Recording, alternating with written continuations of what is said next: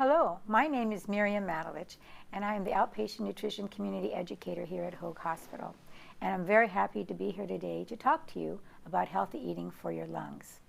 I will be speaking for probably about 30 minutes or more, and I would love to have you enter your questions if you would like on the chat box there, and I will answer them at the end. Okay, so let's get started. So I have several objectives that I would like to accomplish today. The first one being just defining COPD and the present United States and world statistics. I want to go over why nutrition is so important, discuss breathing and its increased need for calories or energy in pulmonary disease. How does food relate to breathing? What are the goals for maintaining a healthy diet and appropriate body weight?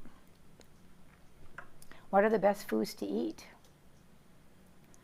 The importance of sodium, calcium, and vitamin D3. We'll go over some other tips. And how to make eating more comfortable. We'll go over the nutritional supplementation and how to make some great ideas and recommendations for what to have as far as not only food supplementations, but also the form of medical supplementation too. I'd like to go over also the questions at the end. So let's go ahead and get started. Today we're going to be also going over the U.S. morbidity, which includes not only bronchitis and emphysema, but also asthma. And this is what we call the three in chronic obstructive pulmonary disease. So the number of adults with diagnosed chronic bronchitis in the past year was 8.6 million, which turns out to be about 3.5%. The number of adults who have been diagnosed with emphysema is 3.4 million, and that turns out to be about 1.4%. In 2019, chronic obstructive pulmonary disease was actually the third leading cause of death in the world, and this accounted for over 3.2 million. So COPD is a lung disease that causes obstructive airflow and a heightened inflammatory response in the lungs. It results in symptoms which include coughing, wheezing, shortness of breath, and excessive phlegm and mucus. Here I have a Venn diagram, and it shows you how COPD includes asthma, chronic bronchitis, and emphysema. So why is nutrition so important? Well, that's what I'm here today to tell you about. In COPD, often there's a poor food intake and weight loss. Many people with COPD come in malnourished and have a low body weight.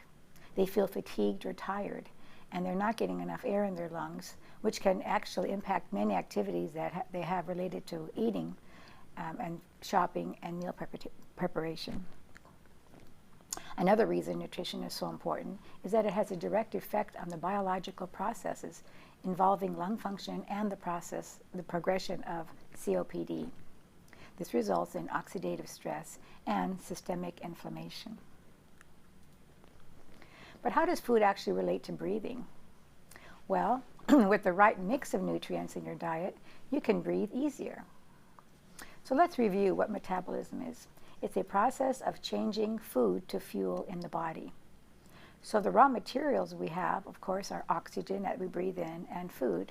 And then we metabolize the food to end up with our energy and and carbon dioxide, which is CO2. And these are the finished products. So we start off with oxygen and food, and we end up with energy and carbon dioxide.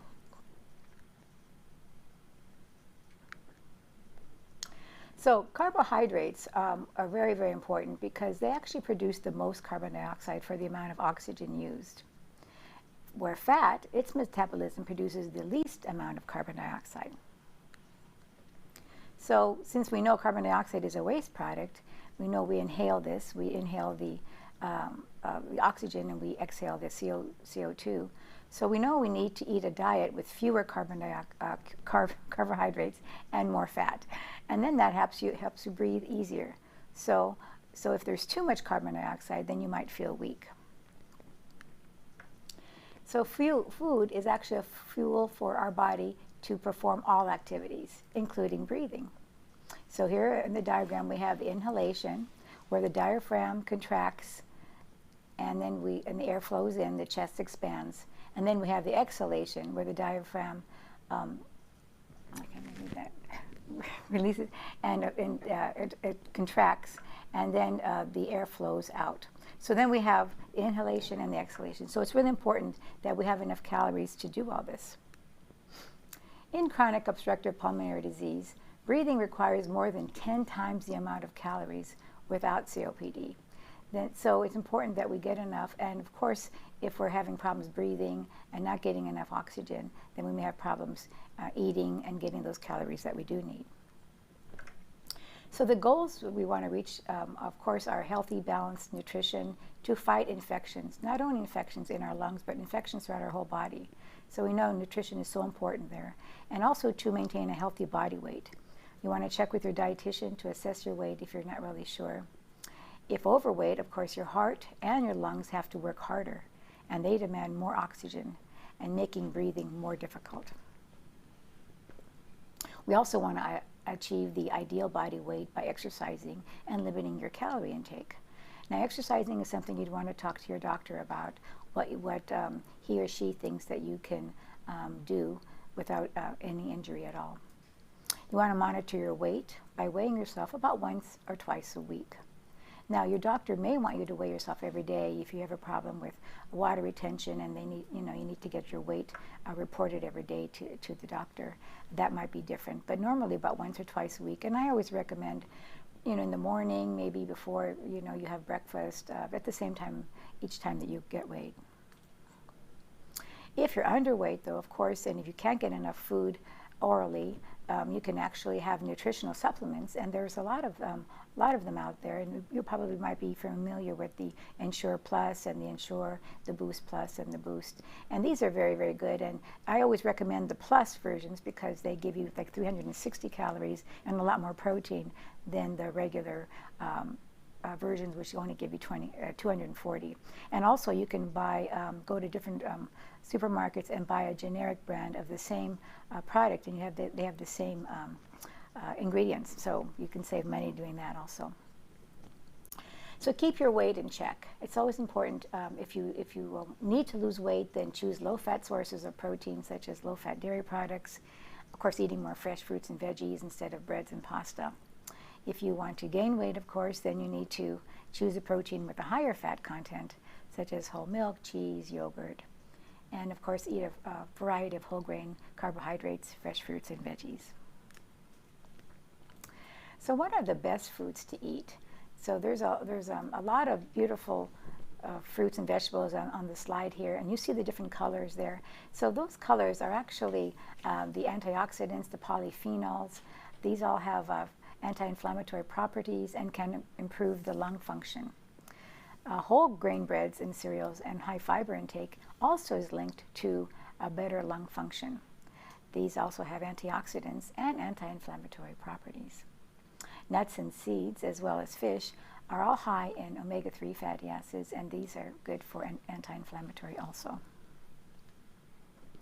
So what are the 6 essential nutrients? So we talked a little bit about carbohydrates, and we'll talk a little bit more about protein and fat in a minute. Also, vitamins, minerals, and water. So these are the 6 big essential nutrients we need to get in our diets every day. So we'll talk a little bit about fat now. And of course, we know we have the good fats and the bad fats. And you'll see the salmon, the avocado, the nuts and seeds, the peanut butter, almond butter, cashew butter. These are all very good fats versus, of course, the pizza and the butter and, your potato chips and cupcakes. So you'll see that there's a lot of good fats, but then there are also the ones we need to watch out for. So you want to remember to use the better fats, and those, of course, are your mono and polyunsaturated fats, the ones that are usually liquid at room temperature, and they come from the plant, they come from the ground. That is your examples are your olive oil, canola oil, safflower, and corn oil. And you want to limit the saturated fat and trans fat. So look at your nutrition label and see how many grams. You really want to get 0 grams if you can on the trans fats, and as low as possible on the saturated fat. So examples of these, of course, are your butter, lard, the skin on your chicken or all poultry, hydrogenated oils. You see that listed in the ingredients also. Palm kernel oil, coconut oil, shortening, fried foods, cookies. A lot of those pictures that you see there on the right. So Mediterranean diet is the #1 best diet approved by all dietitians, and also it's also not only the Mediterranean diet, but there's also the DASH diet. But today we're going to talk about the Mediterranean diet because it's actually plant-based also, and pushes for more fruits and veggies, whole grains, legumes, and nuts. It replaces butter with healthy fats such as olive oil and canola oil. And of course, using more herbs and spices instead of salt to flavor foods. The Mediterranean diet also limits the red meats to no more than about once a week or just a few times a month. More fish and poultry at least twice a week, and enjoying meals with family and friends. And I always really think that's so important. If you tend to have to eat by yourself, try to make eating a very fun activity. Maybe have flowers next to you, put music in the background, use some nice dinnerware, flatware. Just make eating a lot more enjoyable. If there's something on the TV that you shouldn't be seeing, news or something like that, I wouldn't do that when you're eating. Try to make eating a lot more enjoyable, especially if you're eating by yourself. As far as drinking more red wine in moderation, this is optional, and I want to define what moderation means also. For men, it's 1 to 2 drinks, 3 to 4 ounces of red wine, and for women, 1 glass of red wine.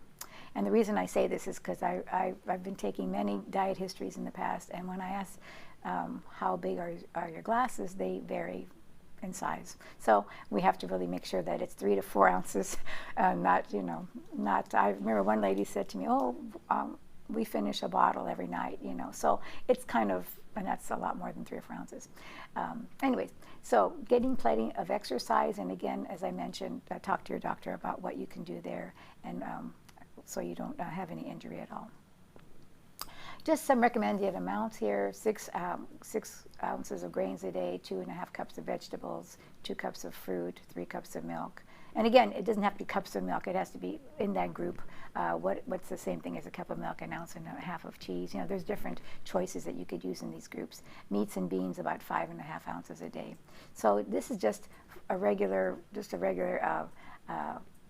list here, just for those that have just no problems really with their weight. But if they need to gain weight, we're probably going to have to add more. Or maybe just increase, like I said, the type of meat, maybe a higher fat protein, that type of thing. If you need to lose weight, then go to the lower fat versions. Increasing fiber, about 20 to 30 grams a day in your diet, is very, very important. I mean, there's 2 different kinds of fiber. I won't go into it all today, but the soluble fiber and the insoluble fiber are so important. The insoluble fiber actually helps move your food along the digestive tract, and the soluble fiber helps to lower blood glucose and cholesterol levels. So those are very, very important in your diet. The high fiber foods include veggies, fruits, cooked dried beans and peas, legumes, whole grain breads and cereals, your whole grain pasta, brown rice, nuts and seeds. So it's easy to get the fibers in your diet. As far as protein, try to include at least twice a day a good source of protein. This helps to maintain strong respiratory muscles.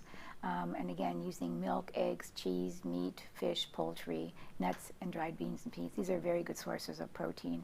And later on, we're talking about possibly eating like 3 meals and 3 snacks a day. And you can even try to get protein in your snacks also. Now I want to talk a little bit about sodium, primarily from salt. Salt, the majority of that is sodium. And if you have too much sodium, this can actually cause your body to retain too much water, make breathing more difficult, and increase your blood pressure, as well as other things. So you really want to try to avoid adding salt to your foods, and maybe just using herbs and spices that have no salt in them. And just read your food labels. I think that's really important. Here's an example of a food label of macaroni and cheese, and for the amount that it has, the serving size, I think it says 470 milligrams of sodium. You really want to avoid foods that have more than 300 milligrams per serving. And I would always check with your doctor, first of all, on how much sodium you're allowed on your diet. And also, if you are using salt substitutes, make sure that you have checked with your doctor about using them, because some of them have potassium chloride, and many of us cannot have potassium either because you have a high level of potassium. Maybe you're on a regimen for your kidneys, and so that might be a problem there. So always check and see that your potassium level is good before you start taking salt substitutes. Calcium and vitamin D, very, very important, especially if you have been using steroids for a long time. And of course, you need your bones to be strong by using healthy sources, food sources of calcium and vitamin D, your milk, cheese, yogurt, ice cream, pudding. And again, you can use the low-fat versions of these too. Vitamin D is so important, and of course, the sun is a wonderful source of building vitamin D on our skin, and of course, other sources of vitamin D you see there: fish, your salmon, your milk, cheese. A lot of the fatty foods have vitamin D. Vitamin D is a fat-soluble vitamin, so you'll be able to get that in your fatty foods. Calcium supplements, including calcium carbonate and calcium citrate, are very, very important, and vitamin D supplements as needed. I would again check with your doctor and have a vitamin D level done to make sure that you know what your vitamin D level is in your blood, and then your physician can recommend how much vitamin D3 to take, because there's a lot out there, and you don't want to take too much either, so you want to make sure that you have the right recommendation from your doctor. And you can also find calcium and vitamin D together. So remember, maintaining a healthy weight and exercising is also important to keeping your bones healthy. So a few other tips here: limit your simple carbohydrates, as we mentioned, since carbohydrates does produce more CO2. These are your table sugar, desserts, candy, regular soft drinks. Make sure that you watch those. Drink plenty of fluids, at least 6 to 8 8-ounce glasses of non-caffeinated beverages to keep the mucus thin and easier to cough up. Some of you may be on restrictions for fluids, so again, that's whatever your doctor tells you to do.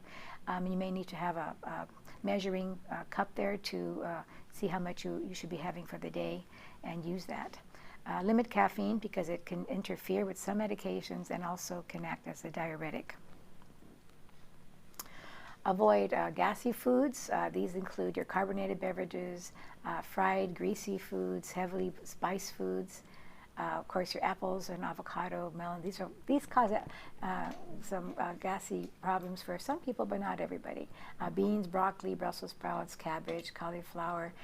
You'll see them: corn, cucumbers, leeks, lentils, of course, onions, peas. These all have some properties that can cause gas. Radishes, scallions, shallots, soybeans. So that's one thing. And then also overeating is very, very, it's important that we don't do that, because this can cause discomfort and make your breathing a lot more uncomfortable. So it's better to eat, small meals rather than the large meals. So going back to fluids a little bit, we need it for hydration and also to keep our mucus thin and for removal. But try to make sure that they're caffeine-free. Spread it out throughout the day. If you have a limit on how much water you're supposed to drink, fill a water pitcher with that amount, and then refill your glass from the pitcher to assure that you're not going over your limit. If you tend to have another type of caffeine-free, like coffee that's caffeine-free or something like that, then just pour that water out of the pitcher so you don't overdo it either. Especially if you're on a fluid restriction. Otherwise, you remember that other foods have a substantial amount of fluid in it, like your fruits, such as your melon, oranges, watermelon, of course your soups, Jello, a lot of those things, ice cream, anything that melts can be considered liquid. Follow your doctor or dietitian's dietary guidelines. If you are taking diuretics or water pills, you may need to increase your potassium, so include more foods that have potassium, high levels, like your oranges, bananas, potatoes, asparagus, tomatoes. These are just to name a few. And just to avoid becoming short of breath, clear your airways at least an hour before eating. Use your inhalers before you eat, and try to eat slowly, taking smaller bites. Chewing your food slowly and breathing deeply while chewing is a very good idea also. Put your utensils down between bites. I know we always say that's a good idea when you're trying to lose weight. You try to put your utensils down. This is another way so you're not eating so fast. Put them down. Choose foods that are easy to chew. And as I mentioned earlier, try to eat small meals a day. I'd rather see 6 evenly sized small meals a day than 3 large meals. This will help keep your stomach from filling up too much and your lungs from having more room. They'll have more room to expand if you don't eat so much at one time. Wear the nasal cannula while eating if a continuous oxygen is prescribed, and it'll allow you to eat, drink, and speak more comfortably than using a mask while requiring oxygen. Remember, eating and digestion require energy, so your body does need the oxygen. So you need to have to breathe better, to eat better, to be able to digest better, and to have a better metabolism too. Choose foods that are easy to prepare. If you have more energy in the morning, do your big cooking in the morning. Save energy for eating. Maybe you can even save some of your foods for later or freeze them for another meal, another day. Ask family and friends to help you with meal preparation. Let them know of any food preferences you may have, intolerances or allergies. If you're watching your sodium, that type of thing, you need to tell them. Check your eligibility with Meals on Wheels program. There are programs out there. If you meet the criteria, you'll be able to get your meals delivered to you. Drink liquids at the end of your meal so you don't feel so bloated and full, because we tend to do that, and then we are full, and then we're hungry right afterwards because we haven't really eaten enough. So eat while sitting up to ease pressure on your lungs, and use pursed lip breathing. Make sure you do that. And eat a variety of foods from all the food groups. As I said earlier, you could freeze extra portions of cooked foods to eat another time and just microwave them or heat them up. Make sure you put the date sign on what they are so you'll know what they are. Sometimes when you freeze them, you don't know what it is. So make sure you do that. Make sure you rest before eating so you can enjoy your meal when it's time to eat. And try eating your meal early in the day, especially your main meal, to provide you with more lasting energy. You know, we have a tendency to eat a small breakfast, a bigger lunch, and a bigger dinner. But you should really eat like a king at breakfast, a prince or a princess, you know, at lunchtime, and then a pauper at dinner time. So we have to change that around. But I think, again, if you eat the 3 meals and 3 snacks, try to make them small. That would be a lot beneficial. What about nutrition supplements? Many people ask me about this also. Get a general purpose multiple vitamin and mineral together rather than buying multiple vitamins separate and multiple minerals. Get one that has everything in it. Look for 100% of the RDAs if you can. Remember, your omega-3 fatty acids, they actually decrease inflammation, and they can be found in supplements or in food sources such as flaxseed oil or ground flaxseed, soybeans, canola oil, walnuts, and cold water fatty fish, salmon, tuna, albacore, things like that. And then your vitamins D and E, they've been found to improve lung function also. Antioxidants, as we mentioned earlier, in fruits and vegetables, they help reduce stress and inflammation. And they're really rich. Rich sources are your red grapes, green tea, broccoli, tomatoes. These are very good in antioxidants. And adding a little eucalyptus oil to your humidifier may help as well. So in conclusion then, we want to make sure that we do use all the 6 major nutrients from the foods in the food groups, maintaining a healthy diet and a healthy body weight. Make sure that if you haven't seen a dietitian, make sure you ask your doctor to refer you over to one, and he or she can individualize a program for you.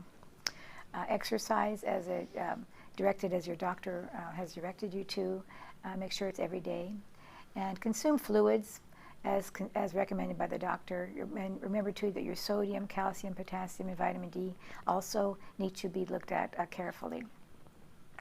Follow the guidelines for more comfortable eating. As we mentioned, don't eat a lot of gassy foods or eat too much at one time. And take your supplements as needed. And of course, don't overdo supplements either. And of course, as we mentioned, don't overeat and have gassy foods, as we mentioned. And try to have 5 to 6 small meals a day. and using the liquids at the end of your meal is always a good idea, so you'll have room to eat the nutritious foods first. And of course, sit up while you're eating and use pursed lip breathing. Okay, those are my references, and I think we have a few questions now.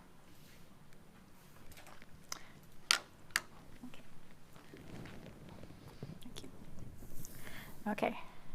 Oh, okay. Are some supplement brands better than others?